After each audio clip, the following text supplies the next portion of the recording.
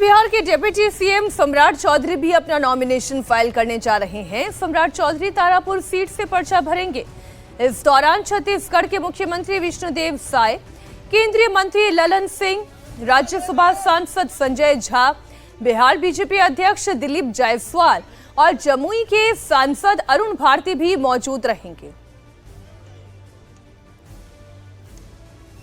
तो बिहार में आज दिग्गजों का नामांकन है। सम्राट चौधरी तारापुर सीट से पर्चा दाखिल करेंगे। इसके अलावा मदन सहनी की बात की जाए तो वो भी नॉमिनेशन फाइल करेंगे और जब मदन सहनी नॉमिनेशन फाइल करने पहुंचेंगे मुख्यालय तो उनके साथ मुख्यमंत्री नीतीश कुमार भी मौजूद रहेंगे। इसके अलावा दानापुर सीट से रामकृपाल यादव आज अपना पर्चा दाखिल करेंगे। महुआ सीट से तेज प्रताप यादव ने भी आज अपना नॉमिनेशन फाइल करना है। मदन सहनी के नॉमिनेशन के फाइलिंग के दौरान प्रदेश के मुखिया नीतीश कुमार उनके साथ मौजूद रहेंगे। पहले चरण के चुनाव के लिए कल का दिन नॉमिनेशन फाइल करने का आखिरी दिन है और उससे पहले आज दिग्गजों का पूरा जो तांता है वो आपको उस जगह देखने को मिलेगा, उस सेंटर में जहां पर नॉमिनेशन फाइल होना है। बिहार में आज चूंकि बड़ा महत्वपूर्ण दिन है, सम्राट चौधरी के अलावा जो तमाम बड़े नेता हैं वो नॉमिनेशन फाइल करने के लिए पहुंचेंगे। हमारे दो सहयोगी पवन नारा और प्राची पराशर कई दिनों से लगातार बिहार के नब्ज को टटोल रहे हैं, समझ रहे हैं वोटर्स का मूड भी। आज प्राची, सबसे पहले ये बताएं कि पटना में क्या हलचल रहने वाली है। टिकटों का बंटवारा तो हो रहा है, यानी का मतलब हर पार्टी सिंबल तो देना शुरू कर चुकी है, लेकिन कौन कितनी सीटों पर लड़ेगा इसमें कोई क्लैरिटी नहीं है। बिल्कुल, देखिए मीनाक्षी, महागठबंधन में तो ये तय नहीं हो पा रहा है कि कौन कितने सीटों पर चुनाव लड़ेगा, लेकिन एनडीए में ये तय हो चुका है और एनडीए के जो कैंडिडेट्स हैं वो अपने अपने क्षेत्रों में चले गए हैं। जो स्टार प्रचारक हैं वो आज पटना में रहेंगे, पटना की दानापुर सीट पर रहेंगे मुख्यमंत्री योगी आदित्यनाथ और वो वहां पर हुंकार भरेंगे। तो इसके साथ ही साथ जितने भी कैंडिडेट्स हैं फिलहाल जेडीयू और बीजेपी के, वो चुनावी मैदान में जा रहे हैं। हलचल की बात करूं तो जेडीयू और बीजेपी के जो दफ्तर हैं आज यहाँ ना कोई नारेबाजी देखने को मिल रही है, ना कोई हंगामा देखने को मिल रहा है, यानी सबको मैसेज कन्वे हो गया है कि अब चुनाव लड़ने के लिए अपने अपने क्षेत्रों में जाइए। जबकि लालू यादव और राबड़ी देवी आवास की आप बात करेंगी तो यहां कार्यकर्ताओं का जमावड़ा अभी भी है। क्लियरिटी नहीं मिल पा रही है कौन सी सीट से कौन चुनाव लड़ेगा, कौन सी सीट आरजेडी के खाते में जाएगी, कौन सी सीट कांग्रेस के खाते में जाएगी। दो तो ऐसी सीटें हैं जहां फ्रेंडली फाइट महागठबंधन के दो दलों के बीच में देखने को मिलेगी और ये दोनों ही सीटें बेगूसराय जिले की सीटें हैं। बचरावा सीट और मटिहानी सीट, जहां पर सीपीआईएम और आरजेडी, और बचरावा सीट की बात करें तो कांग्रेस और सीपीआईएम की टक्कर देखने को मिलेगी। तो कुल मिलाकर ये कहा जा सकता है कि फिलहाल एनडीए अब वाकई में इंटैक्ट नजर आ रहा है। कल तक जितनी गांठें थी, जितनी नाराजगी थी, उनको सुलझा लिया गया। उपेंद्र कुशवाहा भी दिल्ली से वापस आ चुके हैं। महुआ सीट को लेकर उनकी नाराजगी थी, लेकिन अब उनको विधान परिषद की एक सीट ऑफर कर दी गई है। वो भी आज मैदान में उतर रहे हैं। वो भी आज नॉमिनेशन में बीजेपी के या पूरे एनडीए के जो उम्मीदवार हैं उनके नॉमिनेशन में आज शामिल होंगे। जीतन राम मांझी ने जरूर बोधगया सीट और मखदूमपुर सीट के लिए कहा है कि वो उम्मीदवार उतारेंगे, लेकिन अभी तक कोई ऑफिशियल ऐलान उनकी तरफ से नहीं किया गया है। तो कुल मिलाकर ये कहा जा सकता है कि एनडीए पूरी तरीके से इंटैक्ट नजर आ रहा है और इसके कंपैरिजन में अगर महागठबंधन को देखेंगे तो वहां सब कुछ बिखरा बिखरा सा नजर आ रहा है। डू एंड डाई की ये जो लड़ाई है इसमें एनडीए ने अभी बढ़त बना ली है, महागठबंधन थोड़ा पीछे है। अब देखना ये होगा मीनाक्षी कि तेजस्वी यादव यहां से अब कैसे अपने आप को आगे लेकर आते हैं और कैसे अपने सहयोगियों को साथ लेकर चलते हैं। बिल्कुल ठीक, चलिए बने रहिए आप दोनों हमारे साथ। इसी बीच एक बड़ी खबर अपने दर्शकों को बता दें। टिकट कटने से रामसूरत राय का गुस्सा भड़क गया है। यादव को हटाना था, उम्र तो बहाना था, ये उनकी तरफ से कहा गया। पिछली बार 16, इस बार 5 यादव को टिकट मिला है, ये भी आरोप रामसूरत राय ने लगाया। पार्टी में रहकर गद्दारों को सबक सिखाऊंगा, रामसूरत राय कहते नजर आए। नीतीश, हमारे सहयोगी हमारे साथ जुड़ चुके हैं। नीतीश, देखिए रामसूरत राय का टिकट कटा तो उन्होंने तमाम बातें बोली, जिसमें उन्होंने ये आरोप लगाया कि यादवों को टिकट नहीं दिया जा रहा है, कम टिकट दिए जा रहे हैं। जी हाँ, बिल्कुल जाहिर है नाराजगी है, टिकट कट गया है। बहुत सीनियर लीडर है हमारे साथ हैं, सीधे इनसे ही पूछ लेते हैं। ये बताइए, टिकट कट गया, क्या वजह आपको लगती है? पार्टी का अपना एक प्रयोग होगा, क्योंकि पिछले बार 16 यादवों को लगभग टिकट मिला था और इस बार सिटिंग में से लगभग 6 लोगों को टिकट काट दिया गया। तो पार्टी ने अपना एक विचार बनाया होगा, कुछ सर्वे कराया होगा, कटा है। लेकिन इसी में क्या है कि हमारे सीट पर जो बातें बताना चाहूँगा आपको पिछले बार लगभग मैं 48,000 से चुनाव जीता था। न मेरा उम्र कम था, न मेरी जीत का अंतराल कम था, न मैं सर्वे में कम था, फिर भी आपकी उम्र तो जाहिर है उतनी नहीं है, लेकिन एक आधार ये तय किया था पार्टी ने कि बहुत ज़्यादा जिनकी उम्र है उनको टिकट नहीं मिलेगा। परफॉर्मेंस की बात भी कही। उम्र एक बहाना है। मैं उम्र की बात मैं बार बार कल से कह रहा हूँ। उम्र की बात करते हैं तो और सारे लोग हैं, सबको मिला है, मैं स्वागत है, धन्यवाद है, जीत की अग्रिम बधाई देता हूँ। लेकिन एक नियम सिस्टम बना करके लोग को साइड किया जाता है। तो उम्र, मैं जिलाध्यक्ष भी था तो लोग कहा कि इसको आप जो टिकट लड़ेंगे उनको जिलाध्यक्ष नहीं रहना है, तो हटाने का मन था। तो अब मैं जिलाध्यक्ष था तो रोहित पांडे को कैसे मिल गया पिछले बार, राम सिंह को कैसे मिल गया, रोहित पांडे हार गया, वो जीत गए। तो खैर ये सब एक सिस्टम है, एक पॉलिसी होता है। उम्र, मैं आज कहना चाहता हूँ कि हम आदरणीय प्रेम कुमार जी हम लोग के बड़े सीनियर लीडर हैं, सम्मान करता हूँ, अग्रिम जीत भी बधाई देता हूँ। तो प्रेम जी का टिकट नहीं कटता और नंदकिशोर जी का कट जाता है।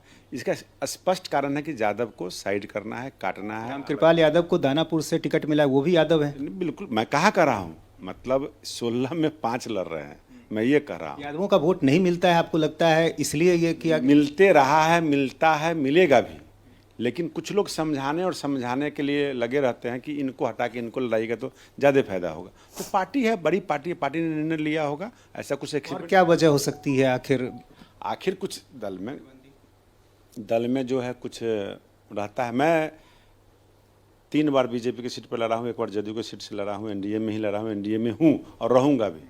लेकिन आज तक कोई गुटबंदी में नहीं रहा, कोई हम लोग के आका नहीं रहे। दल हम लोग के आका है, दल के सिंबल के कमल के निशान के नीचे रहे। अभी गुटबंदी है?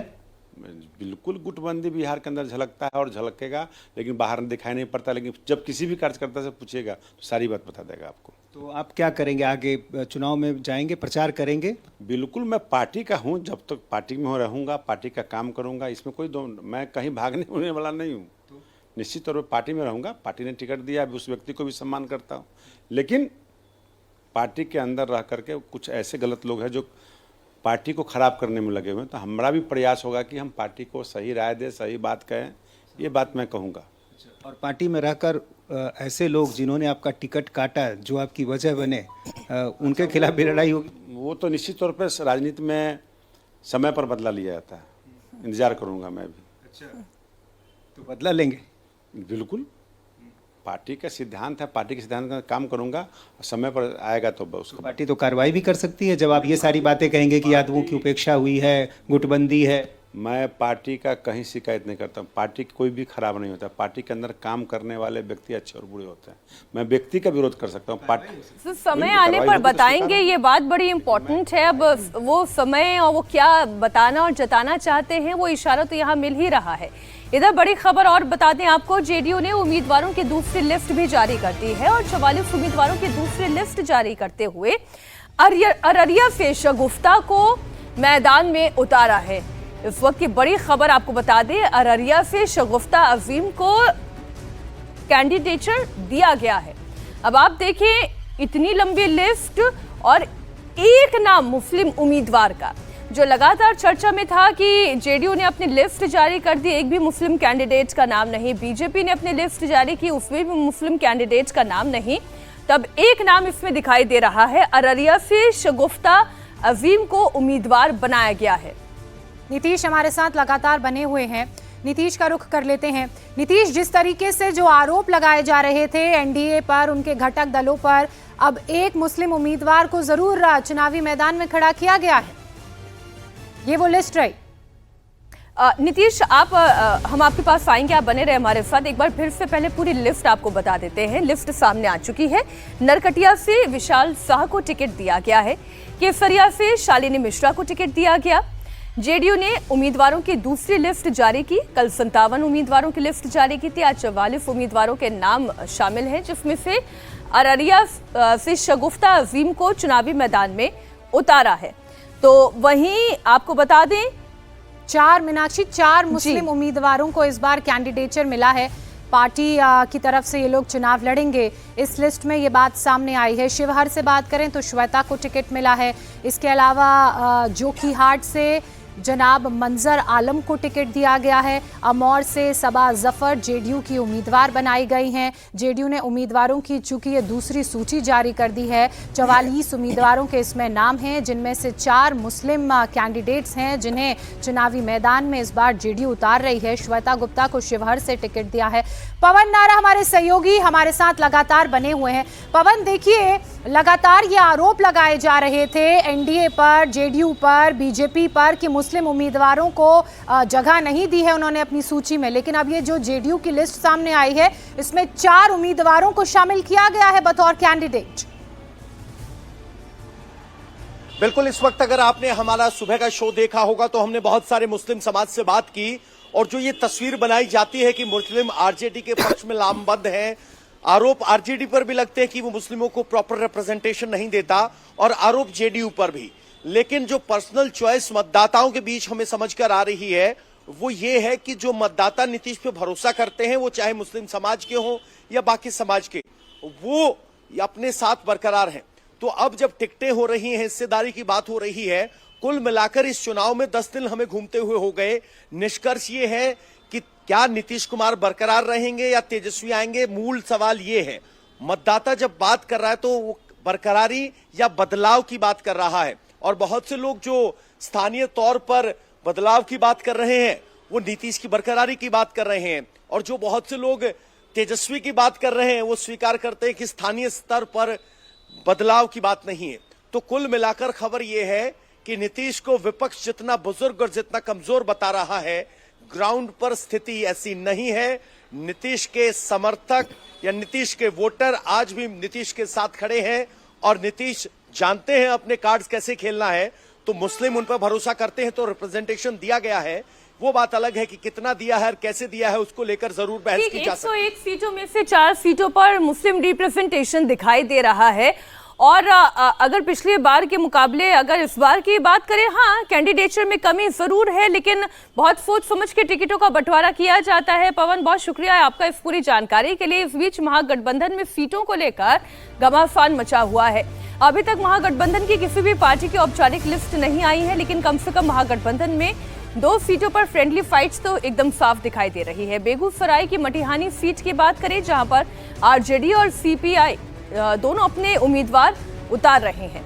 आरजेडी ने पूर्व विधायक नरेंद्र कुमार उर्फ बोगो सिंह को टिकट दिया है, तो माकपा ने पूर्व विधायक राजेंद्र प्रसाद सिंह को मैदान में उतारने का फैसला किया है। और इसी तरह से बछवाड़ा सीट की भी बात है।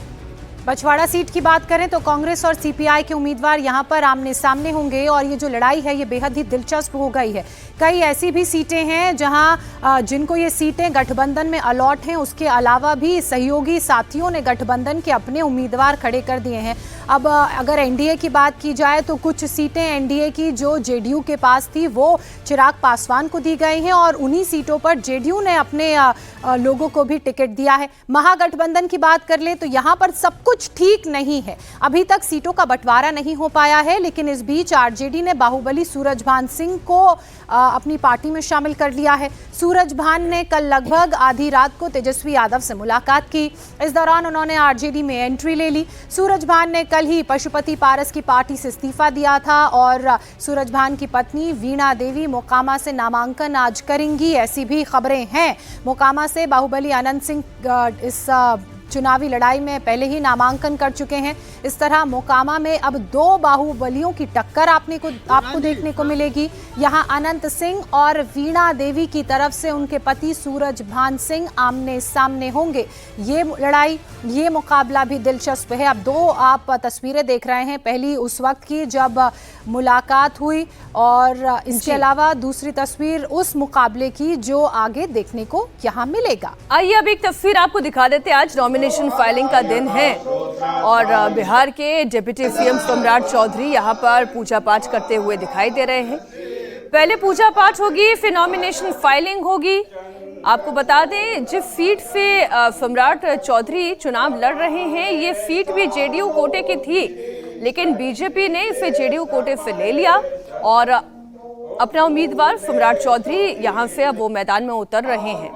इस वक्त की बड़ी खबर आपको बता दें, सम्राट चौधरी पूजा पाठ करते हुए दिखाई दे रहे हैं। पूजा पाठ के बाद अब फिर वो नॉमिनेशन फाइल करने के लिए आगे बढ़ेंगे।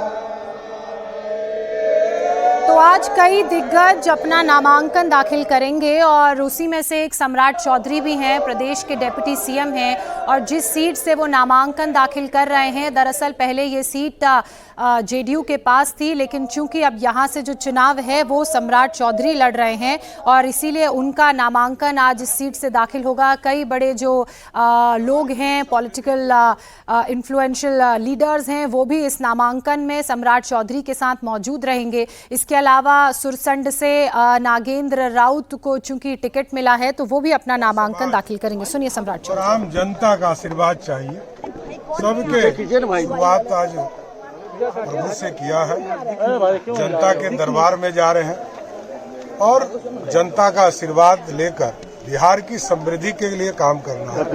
तारापुर का विकास राजीव जी हो या उसके पहले नीतीश कुमार जी ने पूरे बिहार के विकास के, उसमें तारापुर में भी लगातार विकास के काम चल रहे हैं और आगे इसको और शिखर तक पहुंचाने का काम जो पार्टी ने हमें दायित्व दिया है, एनडीए ने दिया है, इसको आगे ले जाने का काम करें। हर हर महादेव।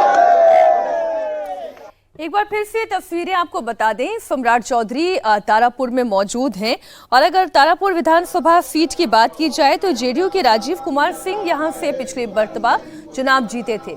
इस बार भी यह सीट जेडीयू चाहती थी, लेकिन सम्राट चौधरी को बीजेपी ने यहां से टिकट दिया है और बड़ी ही सुरक्षित सीट ये मानी जाती है। ये ऐसी सीट है जहां पर कुशवाहा जाति का प्रभुत्व है, लेकिन सम्राट चौधरी को यहां से उम्मीदवार बनाकर उतारा गया है मैदान में, क्योंकि एक सुरक्षित सीट सम्राट चौधरी के लिए जरूरी थी। अब अगली बड़ी खबर का रुख कर लेते हैं। बिहार राजनीति से जुड़ी ही ये खबर है। तेज प्रताप के बगावती तेवर के बीच लालू यादव ने नया दाव चला है। लालू ने तेज प्रताप यादव की साली करिश्मा राय को सारण जिले की परसा सीट से टिकट दे दिया है। करिश्मा तेज प्रताप की पत्नी ऐश्वर्या राय की चचेरी बहन है। पेशे से डेंटिस्ट करिश्मा पूर्व सीएम दारोगा राय की पोती हैं। अब करिश्मा की टक्कर जेडीयू के छोटे लाल राय से होगी। जेडीयू ने ऐश्वर्या राय के पिता चंद्रिका राय का परसा से टिकट काटकर कुछ दिन पहले आरजेडी से जेडीयू में शामिल हुए छोटे लाल राय को सिंबल दिया। छोटे लाल यहीं से आरजेडी के सिटिंग विधायक भी थे। पिछले चुनाव में उन्होंने चंद्रिका राय को 17,000 वोटों से हराया था। करिश्मा चंद्रिका राय की भतीजी हैं और अब इस सीट से वो आरजेडी के सिंबल पर चुनाव लड़ेंगी। तो किस तरह से ये सब कुछ समीकरण बदल रहे हैं, नई नई तस्वीरें सामने आ रही है, वो आप देख रहे हैं। ये वो सीट है जहां पर परिवार के ही एक सदस्य को टिकट दिया गया है और ये बड़ा दाव लालू यादव ने चला है। अब पहले चरण के नॉमिनेशन में केवल 2 दिन का वक्त बाकी है, लेकिन महागठबंधन में सीटों का बंटवारा नहीं हुआ है। कल देर रात बिहार कांग्रेस के नेता तेजस्वी यादव से मिले थे और इसके बाद कहा जा रहा है कि आज महागठबंधन में सीट शेयरिंग का ऐलान हो सकता है। और इससे पहले ही आरजेडी और कांग्रेस सभी नेताओं ने अपने अपने उम्मीदवारों को सिंबल बांटना शुरू कर दिया है। आरजेडी की बात करें तो 45 सिंबल बांट दिए गए हैं। कांग्रेस ने भी अपने उम्मीदवारों को सिंबल दे दिया है। तो किन किन उम्मीदवारों को कांग्रेस ने सिंबल बांटे हैं उसकी लिस्ट इस वक्त आपकी टेलीविजन स्क्रीन पर है। आप देख सकते हैं कि अभी तक क्या फॉर्मूला रहेगा, किन को कितनी सीटें मिलेंगी महागठबंधन के अंदर, वो तो पता नहीं चला है, लेकिन कांग्रेस ने अपने उम्मीदवारों को सिंबल जरूर बांटने शुरू कर दिए हैं।